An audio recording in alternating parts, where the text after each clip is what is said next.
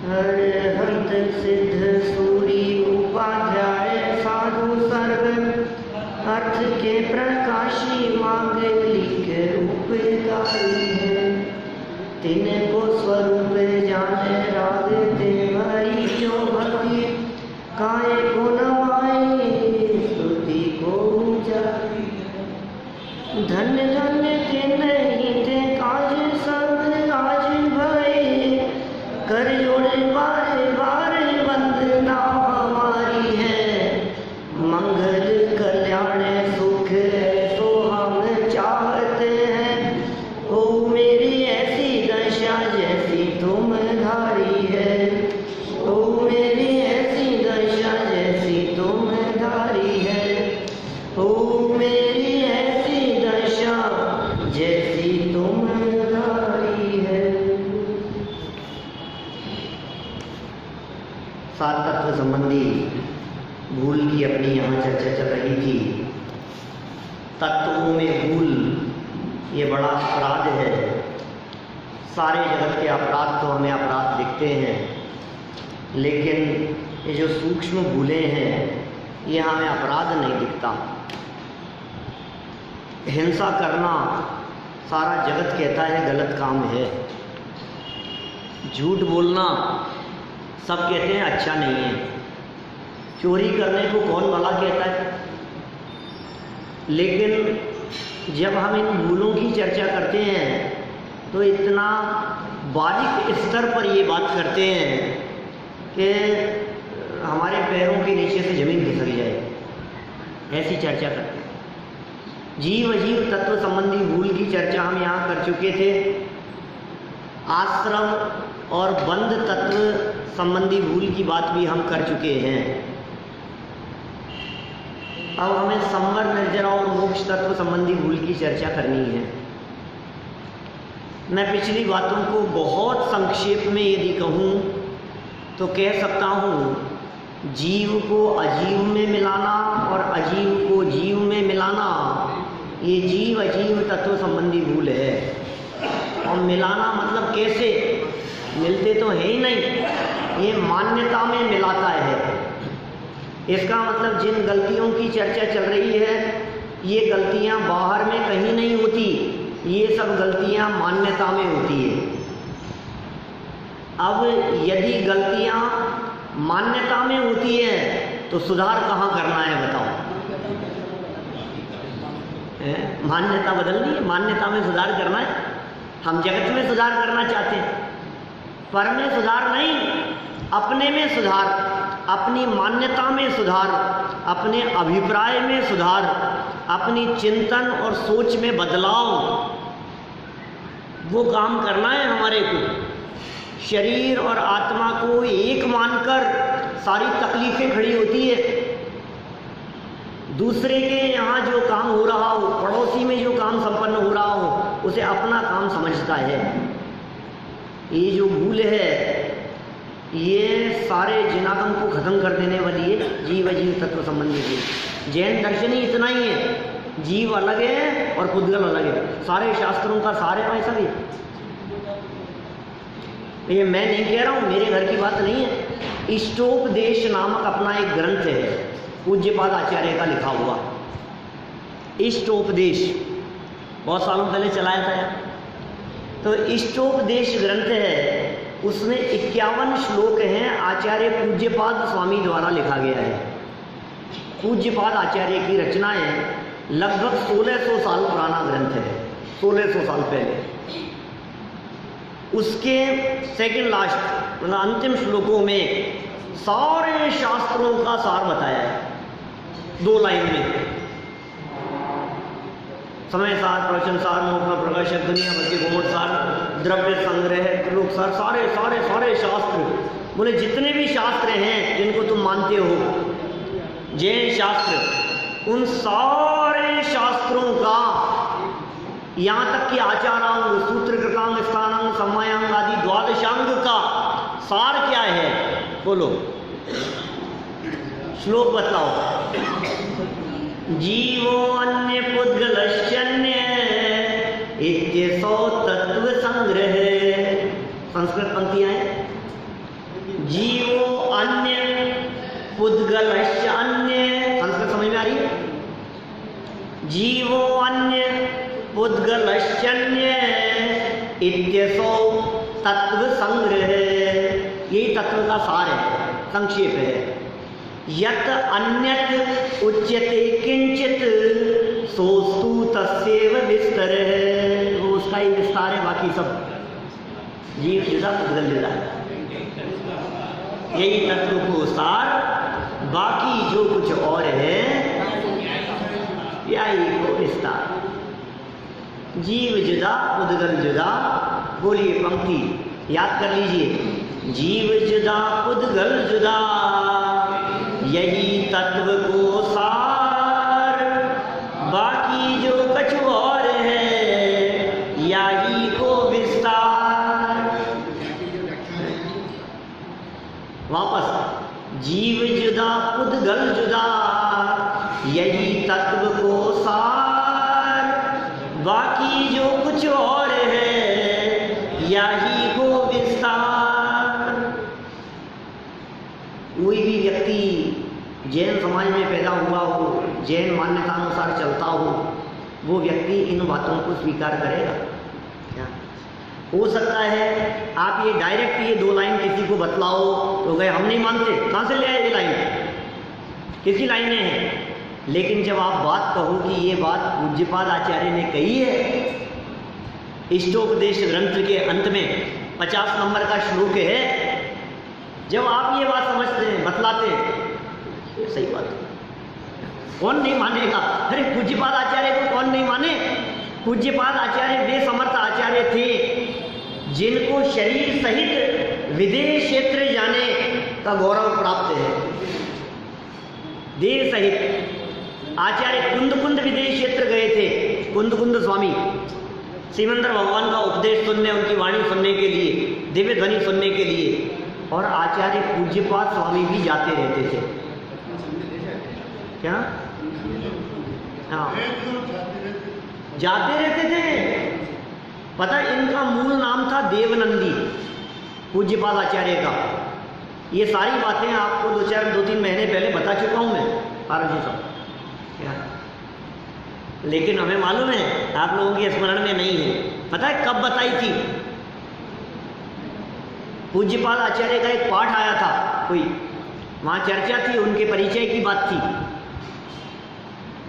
वहां हमने ये बात कही थी आपसे। तो देखो क्या कह रहे हैं यहाँ पर, हम ये बात बतला रहे थे कि इनका मूल नाम था देवनंदी, पूज्यपाद आचार्य का, 5वीं-6वीं शताब्दी में हुए।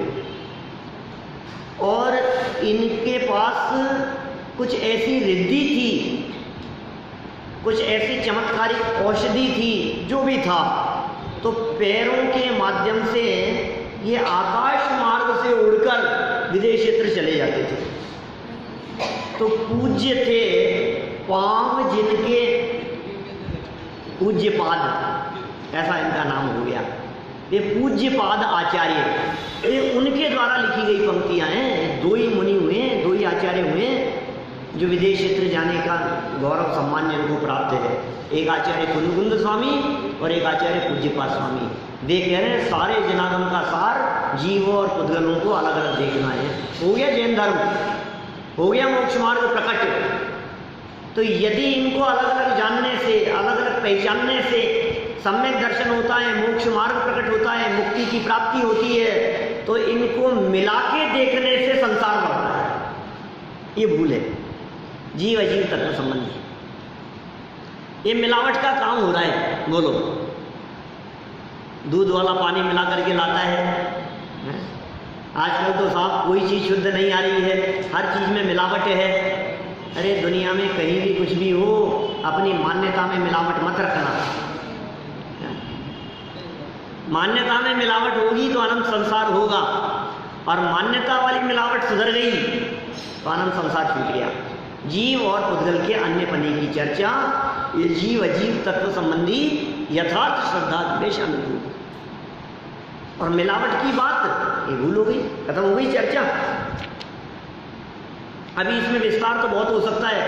शरीर आत्मा को एक मानता है, शरीर का कर्ता धर्ता मानता है, बुरा भला समझता है, वो सब विस्तार करते रहो, आगे बढ़ो। आश्रम तत्व संबंधी भूल क्या है? तो का शुभ भाव और अशुभ भाव। तो इन्होंने कहा जो रागादि भाव दुख देने वाले हैं उनको सेवन करता हुआ सुख का कारण मानता है। रागादि भावों को, दुख देने वाले भावों को, दुख देने वाले परिणामों को आनंददायक मानता है। यह आश्रम तत्व संबंधी भूल है। बंध तत्व संबंधी भूल क्या है? उसके फल में, आश्रम के फल में, बंध के फल में, कर्म के उदय में पुण्य के उदय को भला मानता है और पाप के उदय को बुरा मानता है, जबकि अपने आप को उस उदय से निरपेक्ष अनुभव नहीं करता कि ये पुण्य और पाप कर्म का उदय मेरे में नहीं आता, संयोगों में आता है। पुण्य का उदय भी संयोग में आ रहा है, पाप कर्म का उदय भी संयोग में आ रहा है। अनुकूलताएं और प्रतिकूलताएं ये सब संयोगों में ही आ रही है। मुझ में क्या फर्क पड़ गया? देखो, पाप कर्म के उदय से कोई व्यक्ति मुझे गाली दे रहा है, मेरे पाप कर्म का उदय है ना। अब वो यदि मुझे गाली दे रहा है और मैं ना सुनूं तो कितनी तकलीफ होगी। अच्छा, उसने मुझे गाली दी और मेरे कान खराब है, क्या मुझे सुनाई नहीं दे रहा, तब कितनी तकलीफ हुई। सामने वाले को पता नहीं है, वो गालियाँ दिए जा रहा है, उल्टा सीधा बोले जा रहा है, अपमान किए जा रहा है ना, और हम जो हैं हमारे कान खराब हैं, तो कितनी तकलीफ होगी? नहीं होगी ना। तो तकलीफ कब होती है? जब सुनता है, अकेला सुनने से नहीं, सुन करके ये समझता है कि ये मुझे कहा, क्या तो दुखी होता है। तुम सुनो ही मत ना, क्या झगड़ा है, क्या तकलीफ है? एक मेंढक था, घटना है कहीं के रिसर्च की। वो मेंढक एक पेड़ पर चढ़ने की कोशिश कर रहा था, क्या तो आसपास में जितने मेंढक थे क्या सबने खूब चिल्लाए और कहा कि चढ़ ही नहीं सकता, क्योंकि कई बार कई मेंढकों ने उस पर चढ़ने का प्रयास किया था और फिसलकर नीचे गिर गए थे। बहुत बार ऐसा हुआ था। उसने चढ़ने की कोशिश की और मना करने लगे, नहीं चढ़ सकता, नहीं चढ़ सकता। क्या वो चढ़ने की कोशिश कर रहा था और मेंढक इकट्ठे हो गए, चारों तरफ भीड़ लग गई और सब कहने लग गए, अरे गिर जाएगा, नहीं चढ़ सकता, नहीं चढ़ सकता। क्या और क्या हुआ? खूब चिल्लाते रहे वो और वो ऊपर चढ़ गया। चढ़ गया तो फिर रिसर्च हुई कि यार ये कैसे चढ़ गया, ये कैसे पार हो गया। तो बाद में मालूम चला, रिसर्च हुई तब कि वो मेंढक बह रहा था।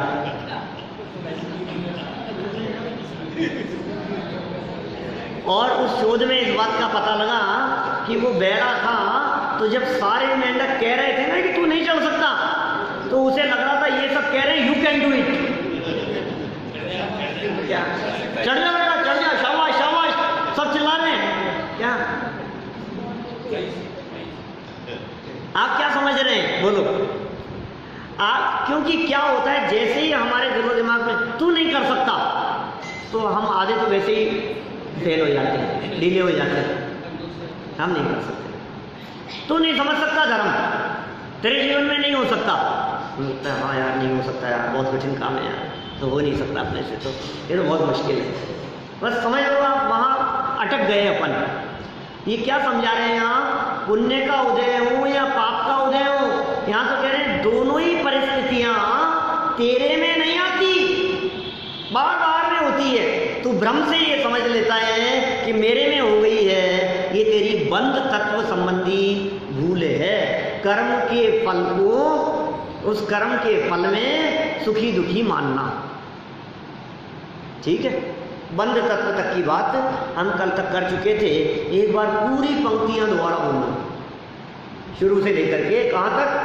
बंध तत्व सबकी, आप लोगों को देखें कितने लोगों को पता है कि बंध तत्व तक की चर्चा कहाँ तक है ना? मुझे मालूम है कुछ आगे बढ़ जाएंगे।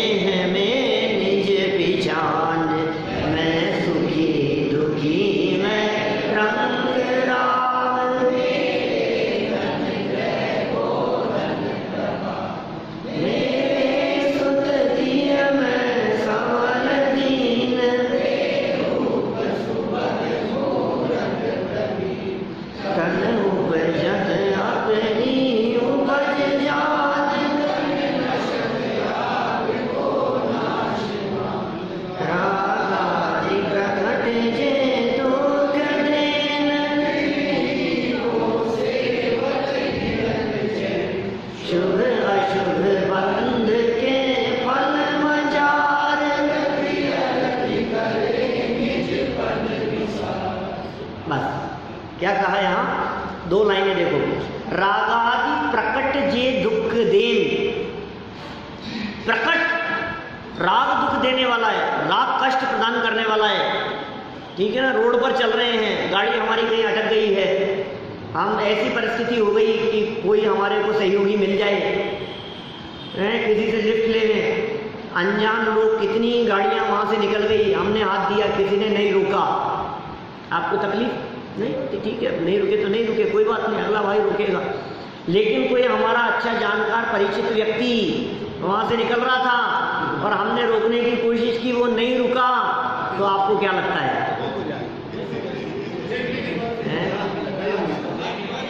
जिनके प्रति आपको राग नहीं था वहां आपको कोई विकल्प भी नहीं था, लेकिन जहां आपके हृदय में मन में राग था, ये तो रोकेंगे, ये तो सहयोग करेंगे, इनको तो ऐसा करना चाहिए, ये अपेक्षा। ये कह रहे हैं रागादि प्रकट दुख देने वाले हैं, लेकिन फिर भी अपने राग भाव का पोषण करता हुआ, सेवन करता हुआ गिनत चैन मानता है। हाँ, अपने ही है।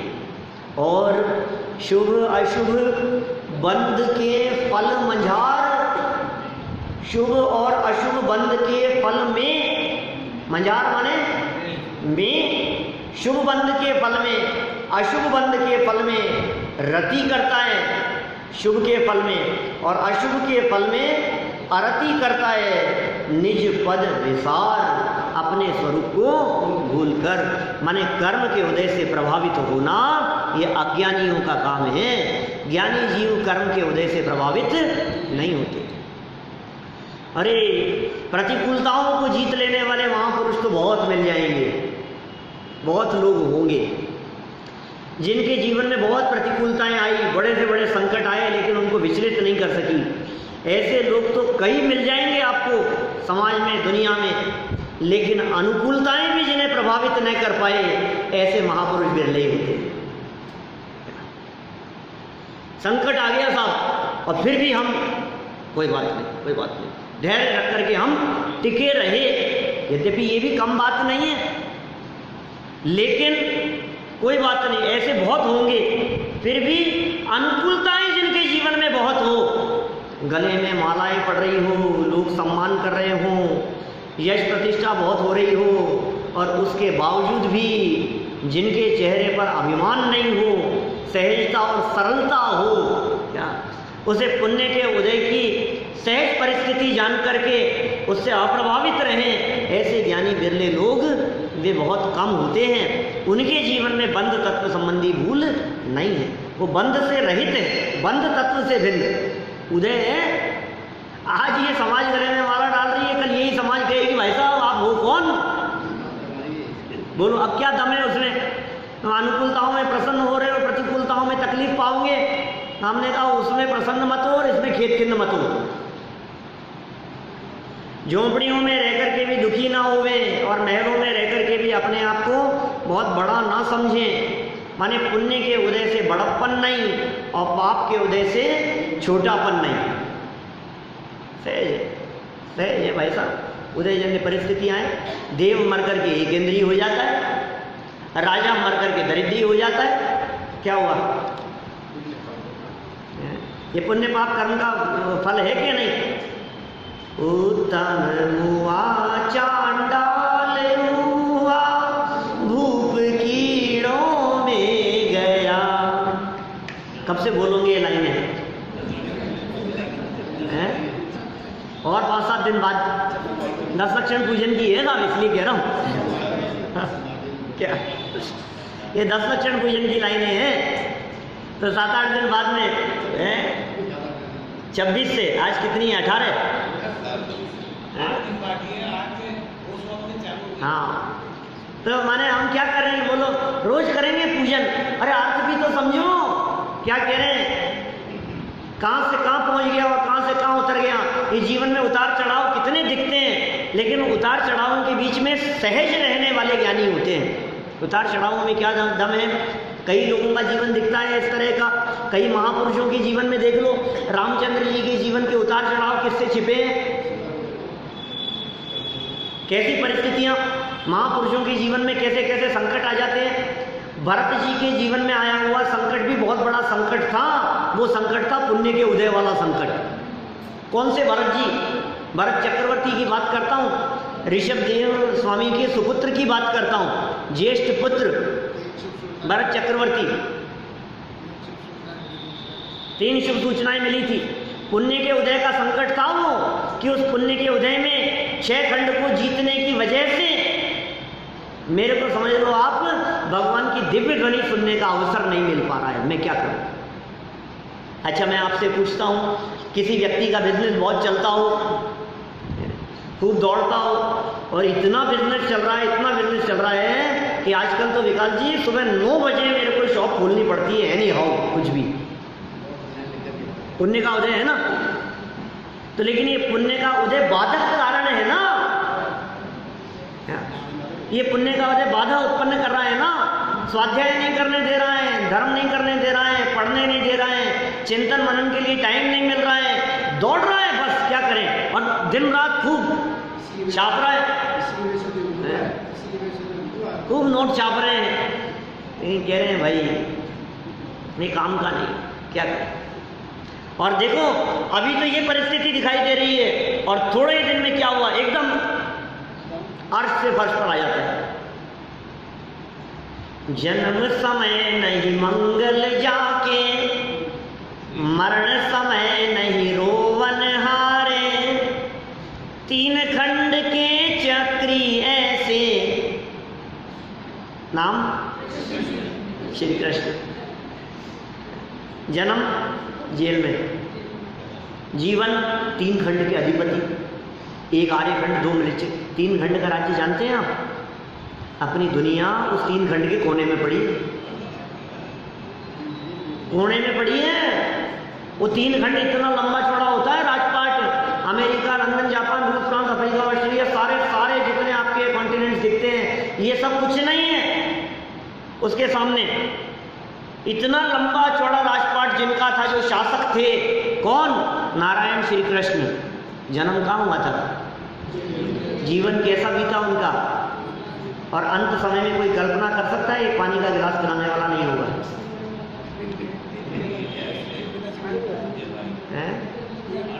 एक तीर के लगत कृष्ण की विनश गई काया। ये क्या हो गया? पानी पिलाने वाला नहीं है। पानी कंठ सूख रहे हैं, पानी पिलाने वाला नहीं है। पानी करते हुए जीवन छूटा। बोलो, ये उनके साथ ऐसा हो जाता है। आप संपत्ति इकट्ठी कर करके क्या करोगे? बोलो, आपको क्या लगता है? साथ जाएगी कि नहीं जाएगी? जाएगी। क्या? संपत्ति नहीं, संपत्ति के प्रति मोह हो, वो साथ में जाएगा। उस संपत्ति के लिए बांधा गया कर्म वो साथ में जाएगा। लेकिन भाई मैं तो न पुण्य के उदय में सुखी होता हूँ, न पाप के उदय में दुखी होता हूँ। मैं तो पुण्य और पाप कर्म से निरपेक्ष अपने स्वभाव के अवलंबन से सुखी होता हूँ, ये ज्ञानी जीव विचार करते हैं। हो गई शुभ अशुभ बंध के फल मजार, रति अरति करें और निज पद अपने स्वरूप को भूलकर। अब देखो संवर बंध के बाद, संवर कहते हैं मोक्ष मार्ग की प्रकटता, संवर कहते हैं धर्म, संवर से धर्म होता है। उसके बारे में क्या भूल है हमारी धर्म के बारे में? आत्महित हेतु विराग ज्ञान ते लखे आपको कष्ट दान, रोकी न चाहे निज शक्ति कोई, शिव रूप निराकुल दान जोए। क्या कह दिया, गजब बात कह दी है भाई। सोचना गंभीरता से एक बार इसके बारे में। दौलत राम जी ने लिखी है 200 साल पहले ये लाइनें, हमारी नहीं है, घर की। आत्मा का हित करने वाला वैराग्य, वो आत्मा का हित करने वाला है। आत्मा का हित करने वाला ज्ञान, आत्म हित हेतु वैराग ज्ञान मानता क्या है? अरे यार इसे कौन से मार्ग पे लगा दिया इसको? कष्टदायक समझता है, उस वैराग्य को भी कष्टदायक समझता है, उस ज्ञान को भी कष्टदायक समझता है, उसे आफत समझता है, उसे परेशानियां समझता है, इसे टाइम वेस्ट समझता है। ज्ञान ठीक है, सुने आते हैं, कोई बात तो नहीं। आसान थोड़ी नहीं होगा, लेकिन पालन करना बहुत मुश्किल है। अभी सच्चे धर्म की बात नहीं कर रहे हैं, अभी आत्मानुभूति की बात नहीं कर रहे, अभी सच्चे वैराग्य और ज्ञान की बात नहीं कर रहे, अभी तो बाहरी जड़ क्रियाओं की चर्चा कर लो तो वो भी इसको ऐसे लगती है कष्टदायक। यार उपवास तो भाई साहब 3 दिन का उपवास किया और आपने थोड़ी सी मेरे को बधाई नहीं दी, शुभकामनाएं नहीं दी, तो मेरे को भी एक दिन आ गया तेजी में, तो मैंने कहा यार समझते क्या हो तुम, करोगे तो पता लगेगा करोगे तो पता लगेगा। तो सामने से जवाब आया करोगे तो पता लगेगा। इसका मतलब क्या पता लगेगा? तुम्हारे इस वाक्य से पता लग रहा है कि ये करने में कितनी तकलीफ भोग रहे हो। क्या ये तकलीफ नहीं है, ये आत्मा का हित करने वाला है।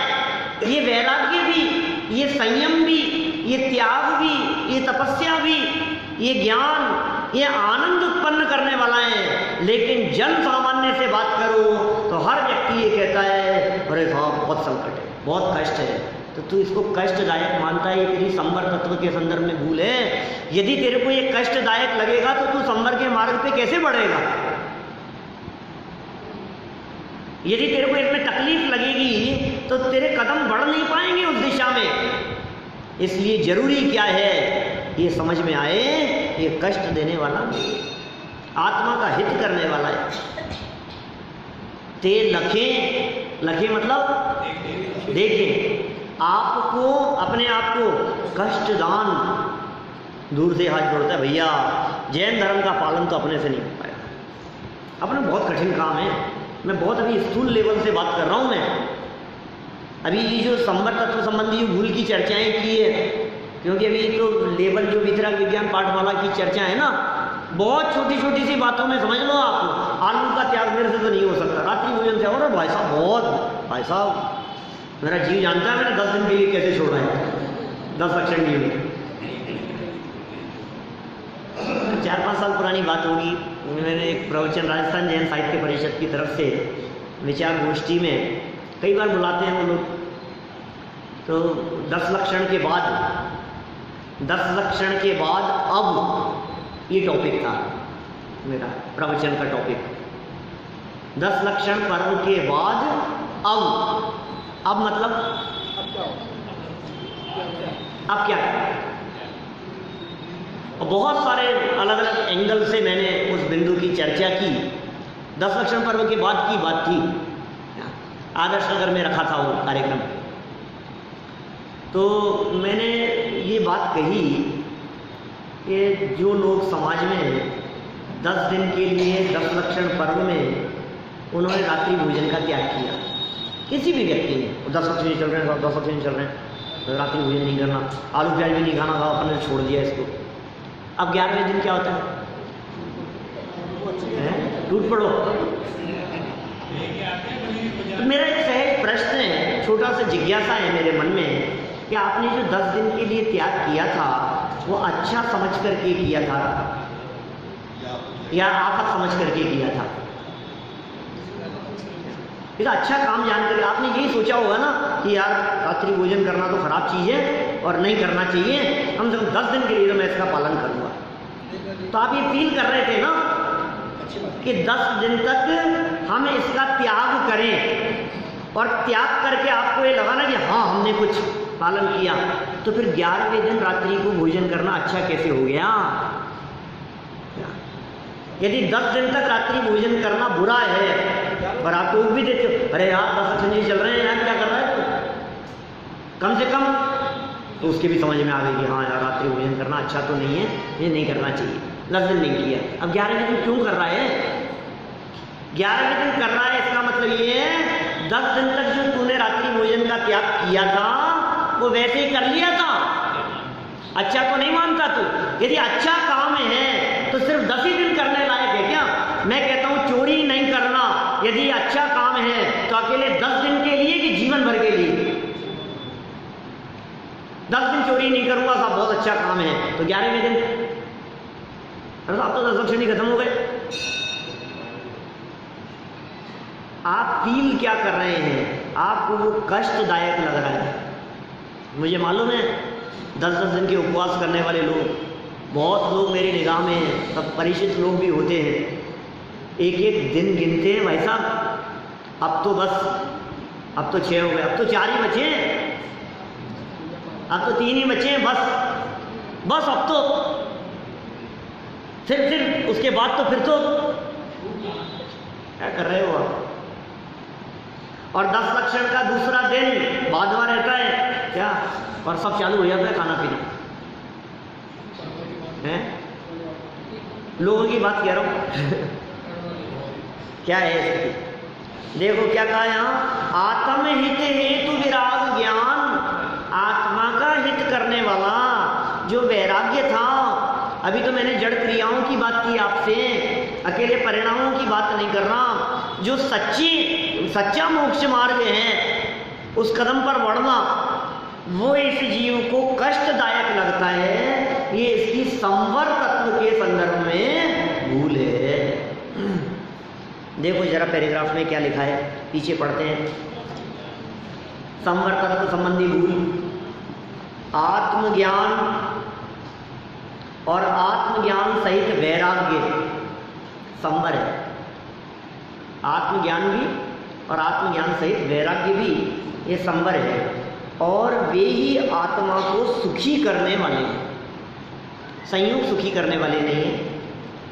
वो आत्मज्ञान और वैराग्य सुखी करने वाला है। अरे इसीलिए तो दीक्षा ले लेते हैं, राजपाट आदि छोड़ करके, घर बार छोड़ करके, महल मकान छोड़ करके, बिजनेस आदि छोड़ करके, सब सुख सुविधाएं छोड़कर उन्होंने दीक्षा ले ली। तो दुखी होने के लिए कि सुखी होने के लिए?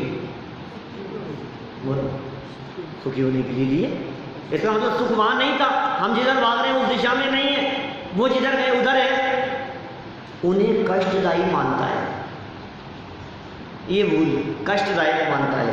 तात्पर्य यह है कि सम्यक ज्ञान की प्राप्ति और वैराग्य की प्राप्ति कष्टदायक है, ऐसा मानता है। यह उसे पता ही नहीं कि ज्ञान और वैराग्य की प्राप्ति आनंदमय होती है, कष्टमयी नहीं। उन्हें कष्ट देने वाला मानना ही संवर तत्व संबंधी भूल है। बोलो, अच्छे अच्छे लोग इस बात को बोलते हुए मिल जाएंगे आपको, बहुत तकलीफ है, बहुत तकलीफ है, बहुत पीड़ा है।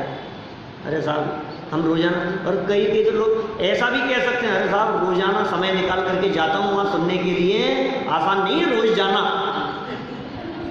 क्या रोजाना समय निकाल करके सुनने के लिए जाना ये आसान नहीं है। जो निभाता है ना उसी को पता लगता है इतनी तरह की परेशानियाँ क्या क्या झंझट है, और फिर भी पहुँच जाए वहाँ, तो कठिन काम है कि नहीं? कि तू कष्टदायक मानता है, आनंददायक लगना चाहिए, आनंददायक। हम कष्ट मान करके नहीं आते हैं, हम आनंद मान करके आते हैं। चलो आगे बढ़ते हैं अपन। तो भाई आज तो पूरा करें फिर निर्जरा तत्व संबंधी भूल। नीचे पढ़ रहा हूं। आत्मज्ञान पूर्वक इच्छाओं का अभाव ही निर्जरा है। ये निर्जरा। आत्मज्ञान तो साथ में चाहिए ही, क्योंकि बिना सम्यक दर्शन के सम्यक ज्ञान सम्यक चारित्र होते नहीं है। लेकिन इच्छाओं का अभाव निर्जरा है और वही आनंदमय है। उसे न जानकर एवं आत्मशक्ति को भूलकर इच्छाओं की पूर्ति में ही सुख मानता है और इच्छाओं के अभाव को सुख नहीं मानता। यही इसकी निर्जरा तत्व संबंधी भूल है। इच्छाओं की पूर्ति या इच्छाओं का अभाव निर्जरा किसे कहते हैं? देखो शास्त्रों में लिखा है तपसा निर्जराच, ये सूत्र है। तपसा निर्जराच तत्वार सूत्र का सूत्र है। उमा स्वामी आचार्य ने लिखा तप से निर्जरा होती है, निर्जरा भी होती है तप से। और तप के बारे में धवला में लिखा वीरसेन स्वामी ने इच्छा निरोध तप है। इच्छाओं के रोकने का नाम तप है। और वहां क्या लिखा था? तप से होती है निर्जरा। तो इच्छाओं के रोकने का नाम तप है और तप से होती है निर्जरा। अब ये जीव समझता ही नहीं है, तो ये तप करके भी इच्छाएं रखता है। क्या? अभी मैं बाह्य तप की बात करूं, स्थूल रूप से, उपचार से, व्यवहार से, देह की क्रियाओं को जो तप कहा जाता है, 3 दिन का तेला करूंगा ना, मेरा भी जुलूस निकलेगा। क्या कपड़े मिलेंगे, ये होगा। तो तूने जो ये तप किया था, ये तप तो इच्छाओं को रोकने के लिए करना था। तू ये तप करके भी नई इच्छाएं रखता है, तो तू निर्जरा का स्वरूप ही नहीं समझता। अरे जो लाइन लिखी है ना इसमें, रोकी न चाह निज शक्ति खोए, कैसा? ये निर्जरा तत्व संबंधी भूल। आधी लाइन में दौलत राम जी ने बता दिया। रोकी न चाह, अंदर से चाह रुकनी चाहिए थी, अंदर से इच्छाएं रुकनी चाहिए थी, वो मिटनी चाहिए थी। वो तो हुआ नहीं। कितनी बड़ी भूल है यहाँ। देखो आगे बढ़े अपन। ये निर्जरा तत्व संबंधी भूल हो गई। आगे मोक्ष तत्व संबंधी भूल। मुक्ति में पूर्ण निराकुलता रूप सच्चा सुख है। मोक्ष में, मोक्ष किसका नाम है? पूर्ण निराकुलता। इन्हीं दौलत राम जी ने तीसरी ढाल में, 6 ढाला में तीसरी ढाल में, बैठक में जाते उस समय चलती रहती तीसरी ढाल। वहां लिखा उन्होंने, आत्म को हित है सुख। समझ में आ रहा है ना अर्थ? अर्थ समझ में आ रहा है? आत्म को हित है सुख, सो सुख आकुलता बिन कहिए, आकुलता शिव माही न ताते शिव मग लाग्यो चाहिए। इसलिए मोक्ष के शिव मतलब मोक्ष। क्या? आत्मा का हित सुख में है, और वो सुख कैसा है? आकुलता के बिना है, और आकुलता मोक्ष में नहीं है। इसलिए क्या करना? मोक्ष के मार्ग में लग जाना चाहिए। यदि सच्चा सुख चाहता है तो मोक्ष के मार्ग में लग जाना चाहिए। ये कह रहे हैं मुक्ति में पूर्ण निराकुलता रूप सच्चा सुख है, उसे तो जानता नहीं, और भोग संबंधी सुख को ही सुख मानता है। खाओ पियो मौज करो यार, क्या आनंद, क्या अब पिक्चर दिखा करके बाहर नहीं, क्यों मजा आया कि नहीं? क्या? और लड्डू खिलाता है।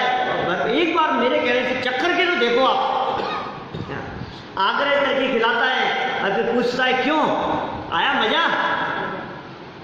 आया मजा? अरे भाई साहब, इन भोगों में सुख नहीं है, इन विषयों में आनंद नहीं है, उन्हें सुख मानता है। और इतना ही नहीं, मोक्ष तत्व के बारे में क्या भूल है?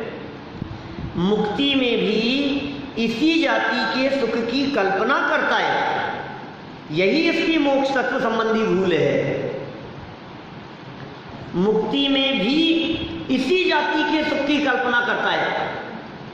बनारसी दादी ने नाटक समय सार में लिखा, इंद्रलोक थाने को आ जाने लोग कहे मोक्ष, सुधि मोक्ष कहे एक बंध के अभाव को। अज्ञानी लोग मोक्ष किसे समझते हैं? वैकुंठ में चला गया, स्वर्ग में चला गया, वही तो है मोक्ष, और क्या मुक्ति मिल गई? नहीं भाई, कर्म के अभाव का नाम मुक्ति है। विषयों से विरक्ति पूर्वक मुक्ति होती है। हमें तो मुक्ति की खबर ही नहीं है। किसी के आशीर्वाद से मुक्ति मिले ऐसा मुक्ति का स्वरूप नहीं है, क्योंकि जिनके आशीर्वाद से मुक्ति समझ ली है, तुम्हारी मुक्ति तो उनके आशीर्वाद के अधीन हो गई, फिर मुक्त कहाँ रहा? फिर मुक्ति क्या हुई? ये तो पराधीनता हो गई ना। और पराधीनता में सुख नहीं है, पराधीनता में मुक्ति नहीं है। कई लोग ऐसी भी बातें करते हैं, जैसे मैं पूछ लेता हूँ कभी सभाओं में कि हमें बतलाओ, हम मोक्ष सुख की चर्चा कर रहे हैं, स्वर्ग से भी अनंत गुना सुख मोक्ष में है। क्या विकास जी, सही कह रहा हूं? स्वर्ग से कितना कितना था? अनंत गुना सुख मोक्ष में है। ये कह रहे हैं मोक्ष तत्व संबंधी भूल है। क्या मतलब? अरे यार क्या बात कर रहे हो? स्वर्ग से ज्यादा नहीं कह रहे, स्वर्ग से ज्यादा नहीं कह रहे, बढ़ा हुआ नहीं कह रहे, स्वर्ग से अनंत गुना ज्यादा सुख मोक्ष में है। इसे भूल कह रहे हो आपकी? हाँ, ये भूल है। कि क्या भूल है इसमें श्रावण जी साहब? स्वर्ग से अनंत गुना सुख मोक्ष में कहा, इसमें क्या भूल है? इसमें भूल ये है दीपेश जी कि हमने पूछा स्वर्ग में सुख है या नहीं है। बोलो भारत जी क्या कहोगे? स्वर्ग में तो सुख नहीं है। नक्की हो गई ना बात। तो स्वर्ग में सुख को हम ये कह सकते हैं जीरो है, स्वर्ग में सुख नहीं है। स्वर्ग में सुख कितना है? जीरो। और आप कह रहे हो मोक्ष में जो सुख है ना वो स्वर्ग से अनंत गुना है। तो स्वर्ग में कितना था? और उससे अनंत गुना मोक्ष में है, वो भी जीरो हो जाएगा। तो स्वर्ग से मोक्ष में अनंत गुना सुख नहीं कहना तो क्या है? स्वर्ग का सुख जो कहा जाता है वो इंद्रिय जन्य है, विषय भोगों वाला है। और मोक्ष में जो सुख है वो मोक्ष का सुख अतीन्द्रिय है, वो आत्मिक सुख है, वो आंतरिक सुख है। स्वर्ग का जो सुख है वो विषय भोग और संयोगों वाला सुख है, जो वास्तव में तो दुख रूपी है। और जो मोक्ष में आनंद है वो आत्मा का अभूतपूर्व अतीन्द्रिय आनंद है। समझ में आ रही है बात? ऐसी बातें हम कभी कभी अपने मित्रों के साथ में करते थे। कई ऐसे मित्र हैं जो कहते हैं कि पुण्य को अच्छा कहो। हमारे कॉलेज में बहुत ऐसे साथी थे, संस्कृत कॉलेज में, जिनसे कभी बैठ के खूब चर्चाएं करते थे। तो कहते थे कि ये पाप से तो भला है ना, पाप से तो अच्छा है पुण्य। आप पुण्य को अच्छा कहो, पुण्य को अच्छा क्यों नहीं कह रहे हो, भला क्यों नहीं कह रहे हो? तो मैं इस तर्क के आधार पर कभी ये भी कह दिया करता था कि पाप से वो कभी कभी तेजी में ऐसा भी कह देते थे कि पाप से तो 100 गुना अच्छा है पुण्य। तो मैं बढ़ के कह रहे थे 100 गुना नहीं, 1000 गुना अच्छा कहो ना, लाख गुना अच्छा कहो। अरे पाप से पुण्य को अनंत गुना अच्छा भी कह दोगे तो भी पुण्य अच्छा सिद्ध नहीं होगा, क्योंकि पाप से 100 गुना अच्छा कह रहे हो। अब मेरा प्रश्न वही है, पाप कितना अच्छा है ये बताओ। पाप तो बिल्कुल अच्छा नहीं है, तो उससे 100 गुना तो पुण्य कितना अच्छा होगा बोलो। दोनों चीजें, मुक्ति के मार्ग में कोई स्थान नहीं है ना। मोक्ष मार्ग में पाप और पुण्य दोनों का स्थान नहीं है। भूमिका अनुसार ज्ञानियों के जीवन में शुभ भाव आए बिना रहता नहीं है, पुण्य परिणाम हुए बिना रहता नहीं है। मुक्ति की प्राप्ति, त्याग, सच्चा वितराग भाव मोक्ष मार्ग होने के पहले मार्ग में पुण्य आएगा ही आएगा, नियम से आएगा, लेकिन अटकना नहीं, आगे बढ़ना है। ये साहब अभी तो हम जिस भूमिका में हैं, अभी तो हमारे को कि नहीं नहीं नहीं सुनो तो सही मेरी बात, अभिप्राय, बात तो अभिप्राय की है।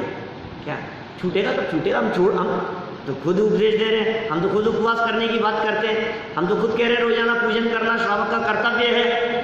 लेकिन भाई साहब अटकना नहीं, धर्म मत मानना। क्या बात तो उस अभिप्राय पर चोट मारने की है जो आचार्यों ने किए हैं ऐसे प्रयोग। हम क्या करें, उन्होंने शिक्षा दी है, उन्होंने उपदेश दिया है, उस उपदेश को स्वीकार करो। ये मोक्ष तत्व संबंधी भूल क्या रही, विषयों में सुख मानता है, लोगों में सुख मानता है। और हमने कहा कि साहब मोक्ष में बहुत सुख है, तो ऐसा समझता है कैसा सुख होगा साहब, अपने दिमाग में किसी सुख की कल्पना करता है, तो सोचता है यार ऐसा होगा, यार इससे थोड़ा ज़्यादा होगा।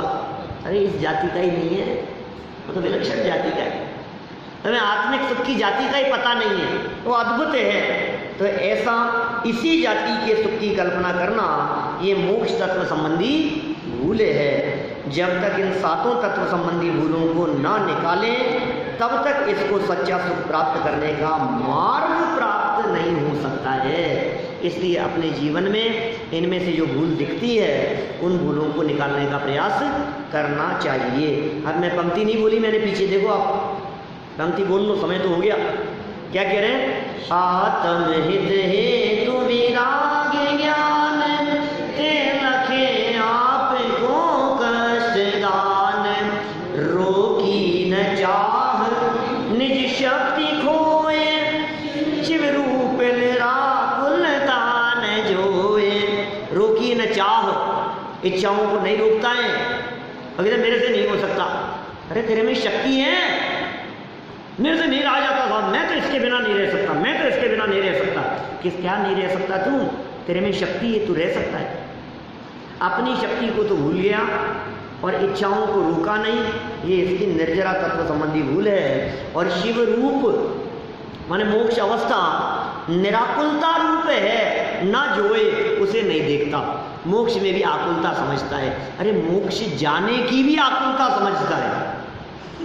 मोक्ष जाने की भी आकुलता नहीं होती ज्ञानियों के जीवन में, ऐसा निराकुलता में ज्ञानियों का जीवन होता है। इस तरह 6 डाला के आधार पर यहाँ बहुत सुंदर चर्चा 7 तत्व संबंधी भूल के संदर्भ में हुई है।